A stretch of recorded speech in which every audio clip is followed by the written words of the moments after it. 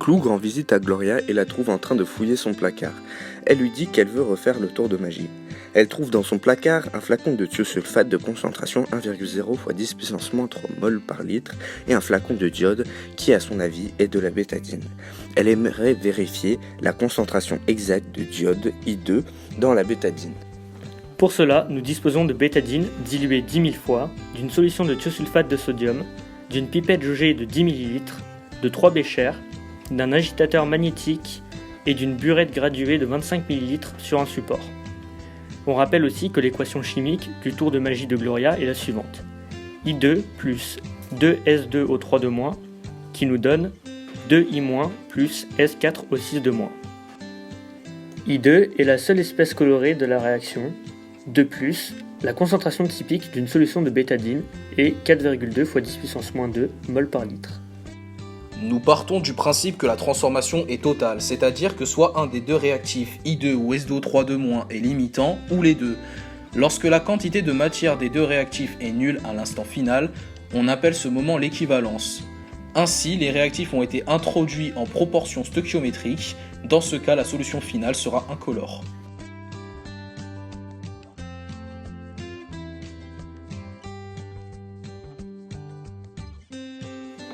À l'aide d'une pipette jaugée, prélevez 10 ml de la solution de bétadine diluée 10 000 fois.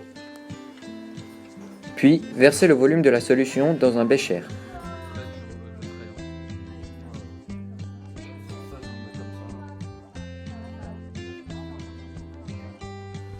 Après, placez le bécher sur l'agitateur magnétique. Verser un volume V égale 25 ml d'une solution de thiosulfate de sodium de concentration C-thio est égal à 1,0 x 10 puissance moins 3 mol par litre dans une burette graduée de 25 ml sur support.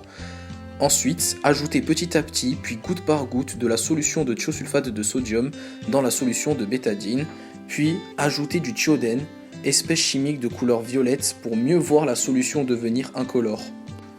Voici la solution de bétadine après avoir versé du thiodène. Continuez à ajouter de la solution de thiosulfate de sodium jusqu'à ce que la solution finale soit incolore. La solution va devenir transparente.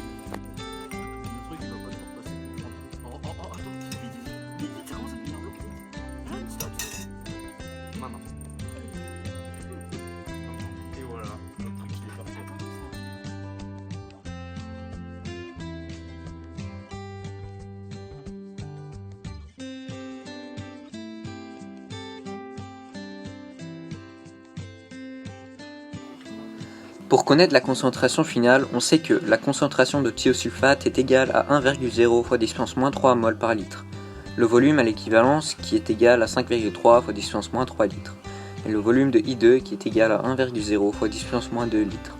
Cependant, on ne connaît pas la concentration du diode, puisque c'est ce qu'on va calculer. Pour cela, on peut utiliser la formule suivante. N0 de I2 sur 1 est égal à N0 de S2 au 3 de moins sur 2. Or, on ne connaît pas les quantités de matière des réactifs, mais on connaît la formule de la quantité de matière étant la suivante. N est égal à la concentration fois le volume. Donc la formule pour trouver la concentration finale de diode sera C de I2 fois V de I2 sur 1, qui sera égal à C de thiosulfate fois le volume équivalent sur 2.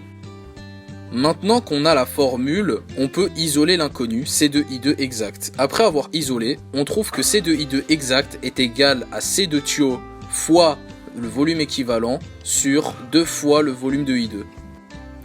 Ensuite, nous remplaçons par les valeurs que nous connaissons qui ont été citées précédemment, et nous trouvons que la concentration de diode est égale à 2,7 x 10 puissance moins 4 mol par litre. Par ailleurs, il faut faire attention que la bétadine a été diluée 10 000 fois et donc multiplier 10 000 fois la concentration qu'on a trouvée de diode. La concentration n'est donc pas égale à 2,7 x 10 puissance moins 4 mol par litre, mais plutôt à 2,7 mol par litre.